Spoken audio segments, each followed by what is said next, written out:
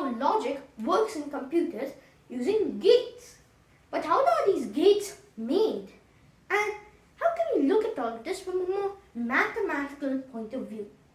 Well, that's what we're going to learn about today. Now, before we do that, let's hold our horses and look at last episode's quiz question. What logician first thought about the concept of the truth table? The answer is Mr. Charles Sanders Peirce. He also lays a quite strenuous claim to inventing the logic gates in the first place, having thought about them in a letter to his friend. But let's stop that and let's take a dive into the world of Boolean Algebra. Da, da, da, da, da.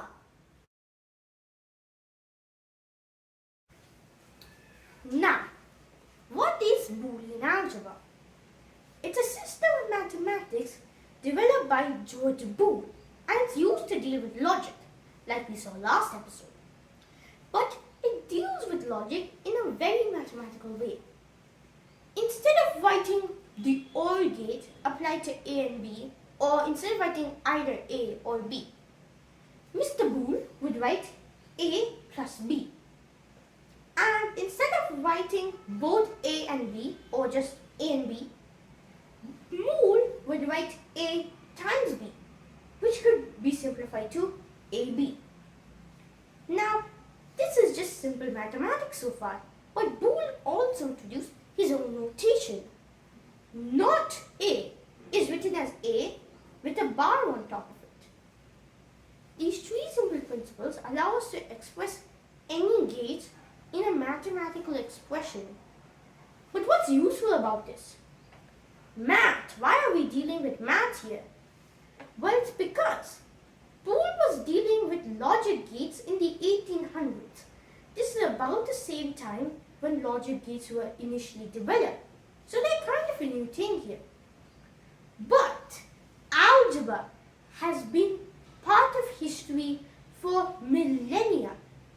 And converting logic gates into algebra gave Boole a whole new dimension of thinking about gates.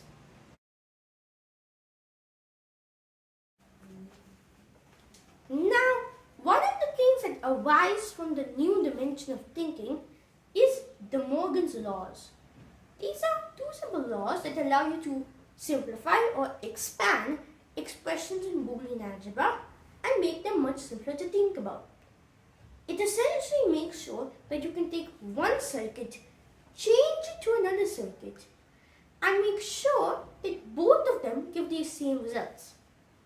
There are two very simple laws, both of which are simple if you think about them logically. This law states that not A or B equals not A and not B. In other words, this law states that if you don't want either A or B, then you don't want A and you don't want B. Simple reasoning. The other law is also quite simple. Not A and B equals not A or not B. This law states that if you do not want both A and B, then either you won't have A or you won't have B. If you have both, then you're having A and B, which is a violation. So, these two simple laws are a neat result of the extra dimension that we've added, allowing us to easily reformat circuits.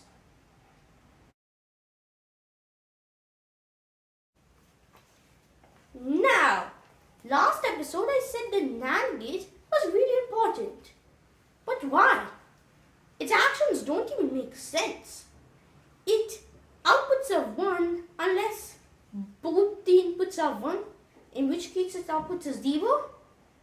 How is that useful? Well, it's because all gates are secretly NAND gates. A NAND gate can be transformed into any gate you desire. How? Well, I'm going to show that. Because NAND is already covered, we only need 5 gates: AND, OR, NOT, NOR and XOR. Let's get started with NOT. if you remember the NAND truth table, you will remember that if both inputs are off, it will output a high. But if both inputs are high, then it does the reverse of the AND gate. The AND gate will output a high, so it outputs a low. That means that if you NAND something with itself, that makes not that thing. So not is already covered. Now the challenge has changed from making 5 gates with just NAND to making 4 gates with NAND and NOR.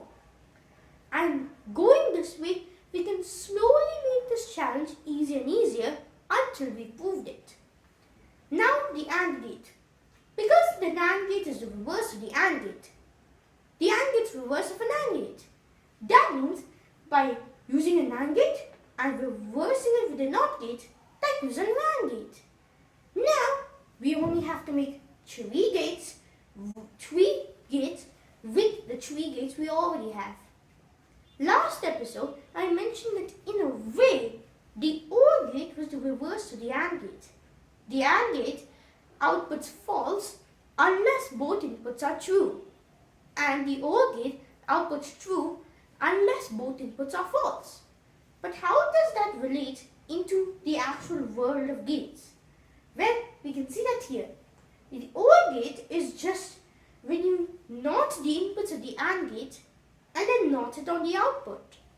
We could also say this by NOTing the inputs and then NANDing the output. So, this is a way in which the AND gate is the reverse of the OR gate. But the OR gate is also the reverse of the AND gate.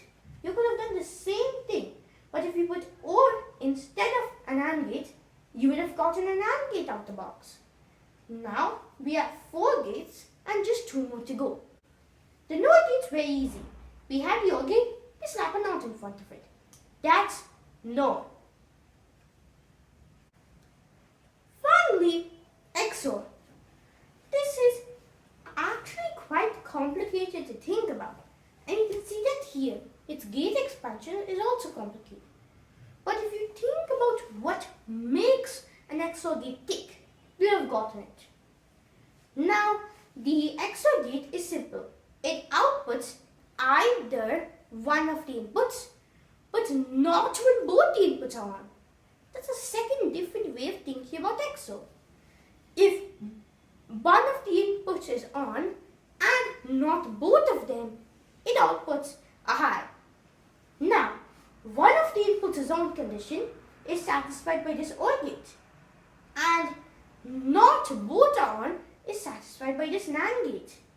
You have to combine both of these with an AND gate, and that gives us a result. With 3 gates, we have created an XOR gate and finished our challenge of creating all gates with simply the NAND gate.